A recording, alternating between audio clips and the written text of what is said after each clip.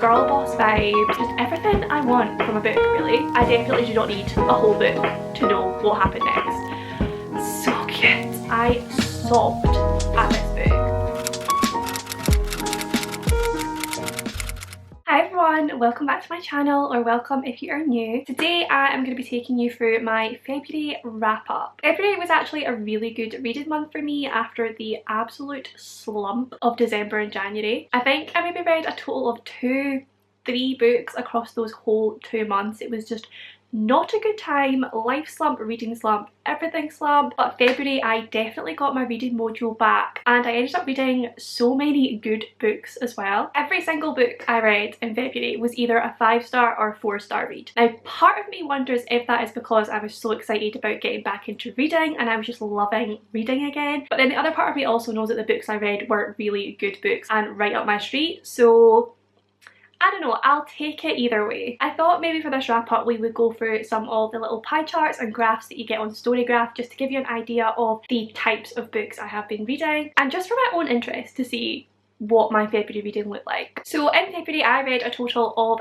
9 books, adding up to 2,071 pages. In terms of the mood of those books that I read, they were predominantly tense, dark and emotional, which does not surprise me because most of the books that I read this month were thrillers, and dark thrillers at that. 56% of the books that I read were less than 300 pages, and there is definitely a reason for that, you'll find out soon. And the other 44% were between 300 and 499, so all fairly small books this month. In terms of genre, this was a little bit confusing because I feel like a few of the books that I read are put down as romance, but they're very dark romance and I would say more verging on thriller, but according to Storygraph, 8 of the books that I read this month came under romance, 5 came under contemporary, 2 came under thriller and 1 came under crime. In terms of format this month, I definitely made use of Kindle Unlimited. 78% of the books that I read were digital and the rest were physical. And then in terms of rating, I had an average rating of 4.67 stars this month.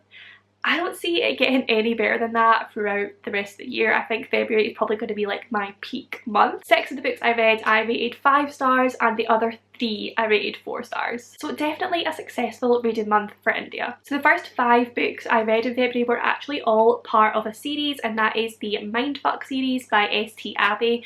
So we have The Risk, Sidetracked, Scarlet Angel, All the Lies and Paint It All Red. And looking at my ratings now, it looks like I rated the first one 4 stars and the rest 5 stars, but this was definitely a 5-star series for me, so probably at some point I will go back and just rate the first one 5 stars as well because the whole series was just incredible. Definitely my new favourite dark romance series. This is a series that is making my genres a little bit confusing because I would say these are more thriller vibes, but I do understand that they're probably classed under dark romance because that romance is a huge part of the storyline. Basically, these books follow the character of Lana, who is a serial killer. She is getting revenge on a big group of young men who absolutely traumatized her as a young woman, were involved in an horrible, horrendous event in her past, and she is now coming back and killing each one off one by one and subjecting them to a lot of torture as well. However, while she is on this crusade,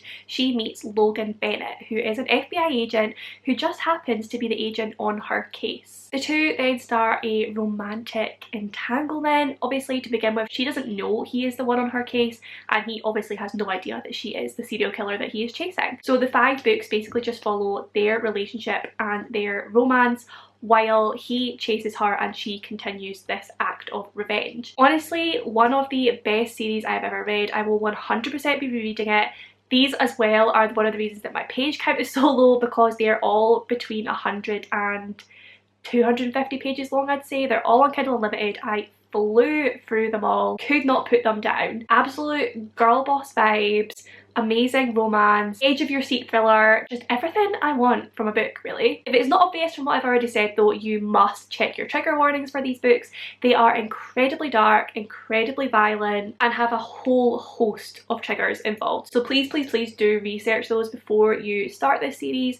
But if you are able to, please read it because it is absolutely incredible. Next, I continued my Kindle Unlimited love and started another series, which is the Ravenhood series by Kate Stewart. I did read Flock and Exodus, which are the first two books in the series. I have yet to finish the third one because I'm just not hugely interested in it, and I don't know if I will actually go back to it. I have left it on my currently reading shelf on Goodreads. It is still on my Kindle and I do plan to go back to it at some point, but at the moment I am just not intrigued by it at all. The first book, Flock, I gave 5 stars, and the second book, Exodus, I gave 4 stars. I did really enjoy those two books, but like I said, the third book just doesn't really intrigue me. It was apparently supposed to just be an epilogue to begin with, and then somehow became the biggest book in the series, and I think that is quite clear from reading it. I definitely do not need a whole book to know what happened next. In Flock, we follow Cecilia, who has moved in with her kind of estranged father. He is this rich businessman that left her and her mum when she was a baby, I believe. She used to spend summers with him, I think, but then they just completely cut off contact. But now, in order to inherit his business and his money, she must go and live with him for a year and work for his business, which is like this big factory plant thing. So she moves there, moves in with her dad, has absolutely no relationship with him, but then she meets Sean. She is instantly attracted to him, he is instantly attracted to her.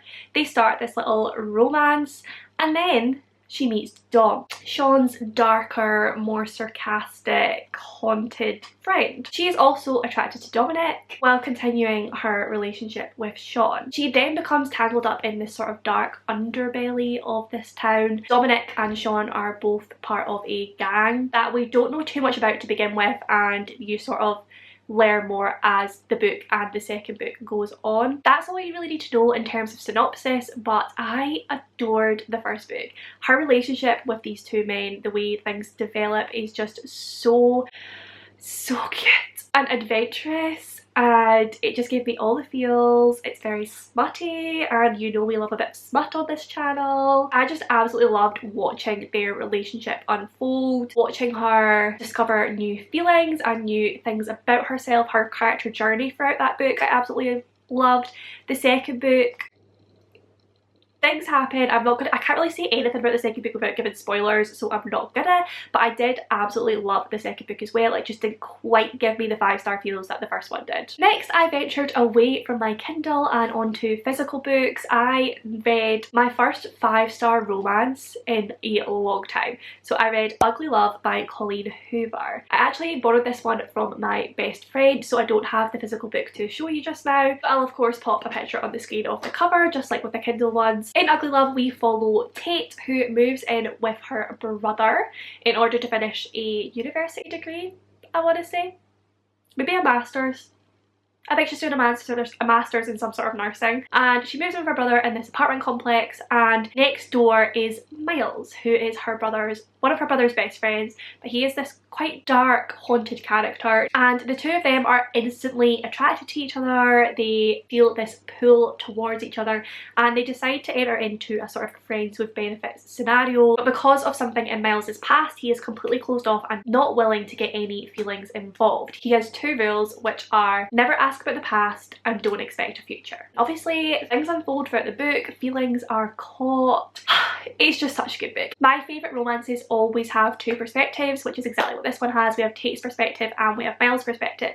But the interesting thing about this one is that Tate's is in the present tense and Miles is in the past tense, telling you slowly about this trauma in his past that means he is no longer willing to enter into a relationship. So we constantly flick between these 2 timelines and we slowly get to know both of the characters. This book is honestly beautiful. Colleen Hoover's writing, she just gets people, she gets emotions, and I'm not ashamed to say that I bawled my eyes out of this book. And I have said many times on this channel that it takes a lot for a book to make me cry, but I sobbed at this book. Honestly, even just thinking about it now makes me emotional. It is an incredibly sad book, but also very uplifting as well. Once again, I would say check your trigger warnings for this one because there is some very dark content involved. I was just so heavily invested in these two characters. I absolutely adored them both. Literally from about 50 pages in, I was already hooked on these two characters. I wanted to get them to know them more, and as we did, I just fell more and more in love with them. And I think that's why it got me so emotionally, is because Colleen Hoover does such a good job of writing these flawed, raw, realistic characters. So yeah, 5 stars, absolutely adore it. Please read it. And finally, I read another filler. And this one is just your regular, ordinary filler, and that is One Perfect Morning by Pamela Crane. In this one, we follow Mackenzie, Robin and Lily, who are 3 best friends from college, now all living in the same neighbourhood. This seemingly perfect neighbourhood with their perfect families and their perfect lives and their perfect husbands and all that jazz, but really underneath we all know that is not true. The book begins with the first chapter in the perspective of the killer, which we know is one of these women. She describes killing her husband. And then we flick backwards to a week or two before and we start seeing Mackenzie, Robin and Lily's perspectives in the lead up to this event. Obviously that first chapter is I did this, I murdered my husband, and then once we go into the other 3 we know who we are following and we're trying to work out who this I is, who it is that has killed their husband. As we follow these 3 different characters, we find out all sorts of secrets that they are keeping from each other, keeping from their husbands, keeping from us as we slowly realise what is going on. And honestly, I just could not put this book down. I was turning page after page wanting to find out what the heck was going on, who was the murderer, why were they murdering, and how it was all going to end up. The ending of this one I absolutely adored. There is a killer twist, and you guys know I love a big twist at the end of a thriller. And there's also quite a feminist aspect to this novel. There are things discussed throughout the book and explored throughout the book in terms of women's rights, but then the very end is like this feminist call to arms of like these women coming together and realising their strength, and I just absolutely love that. It kind of gave me Big Little Lies vibes in that sense. Once again though, I will say please check your trigger warnings. This one does dive pretty heavily into subjects like rape, drug addiction, emotional and sexual abuse, so please think about that before picking up this book. But if you do, I hope you love it. I did give this one 4 out of 5 stars. Just a really good, fast-paced, interesting feminist thriller. So those were all of the books that I read in February. Like I said, I had such a good reading month and I'm hoping that I can kind of keep that up throughout the year. I realise this is probably my peak and it can only go down from here, but we will see. If you did make it to the end of this video, then pop any love heart emoji you want down below just for the month of February and the month of love. Obviously my books kind of do not go with that theme, but it's all good. Pop a love heart down below just to let me know that you made it to the end of this video and that you enjoyed your time here. As always, if you did enjoy this video, then do please give it a big thumbs up. Subscribe for more bookish content from me. Comment down below with any of your thoughts and feelings. I do reply to every single comment. I love you all and I will see you in my next one.